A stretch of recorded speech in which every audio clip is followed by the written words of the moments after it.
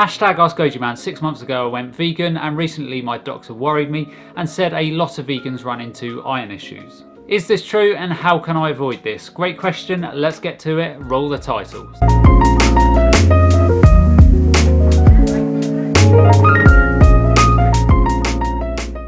Welcome back, it's good to see you all again. If we haven't met before, then hi, I'm Gojiman. I'm currently finishing a Masters in Nutrition and qualifying as a Nutritionist, and next year I'll be studying for a PhD in Nutritional Science. I do plant-based nutrition videos every other day in which I answer your health questions under the hashtag AskGojiman. So if you have a question for me, then hashtag AskGojiman in the comments below, and I'll choose one of these to answer in my next video. So before I jump into the question, just to let you know, tomorrow I will be starting a 10-day holiday in which Emma and I will be driving through Cornwall, Devon and Wales in the camper van. I will still be posting videos, but there will be more vlog type videos in which we will show you what we're up to, the cool places that we are visiting, and also what food we are eating along the way. Also, thanks so much for your support and generosity with my Patreon account.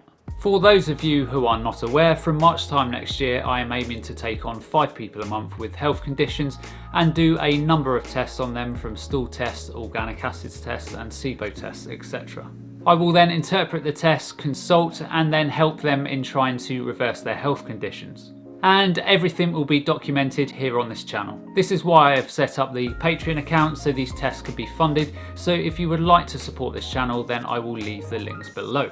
And on that note, to the question. So iron is one of the most essential minerals in the body and a vital component of hemoglobin, the red protein that is responsible for carrying oxygen around the body. RDAs vary depending on a number of different factors such as age, sex and overall gut health. For adult women below 50 you need around 18 milligrams a day, men below 50 need around 8 milligrams a day, and adults over 50, both men and women, need around 8 milligrams a day. There are 2 types of iron, heme iron found in meat, dairy and eggs, and non-heme iron which is found in fruits and vegetables. So iron deficiency anemia is a very common disorder, particularly among women. Common symptoms include shortness of breath, fatigue, weakness and also dizziness. So if you look at iron intakes between meat eaters, vegetarians and vegans, they are largely comparable. Daily iron intake though is a pretty pointless term, as it doesn't provide any meaningful information about the total amount of iron available for the body to absorb. So for example, iron's bioavailability, or the amount absorbed by the body, can vary by 5 to 10 times depending on the foods consumed with it. And while the iron content in non-vegan and vegan meals may be comparable, the iron available for absorption in the vegan meal is likely to be less than the non-vegan meal. And this is due because of chemical compositional differences between the meals. As previously stated, meat, dairy and eggs contain heme iron, and as a vegan you have to concede that this form of iron is more easily utilised by the body than non-heme. For example, only 2 to 20% of non-heme iron is absorbed by the body, compared to 15 to 35% of the heme iron found in animal products. The issue for meat eaters though is that when you eat meat, dairy and eggs, you don't just absorb the essential nutrients. You also absorb saturated fats, high amounts of cholesterol, growth hormones, antibiotics, which is obviously one of the main drivers for antimicrobial and antibiotic resistance, and often very high levels of pesticides. And on that point, not many people realise that animal products often contain more pesticides than non-organic fruits and vegetables. And the net return of all of these different constituent parts is high disease rates such as colon cancer, of which heme iron increases the risk, and is why the World Health Organization increased red meat to a class 1 carcinogen. And therefore, if the vegan diet is based around whole foods, then the net result is lower rates of disease, obesity, mental health issues, etc, etc. Also, one thing that is often overlooked in the nutrition world is that when lower levels of iron are delivered to the body as part of a vegan diet, the body adapts very cleverly and uses less iron. Therefore, iron intake and absorption becomes a bit of a moot point.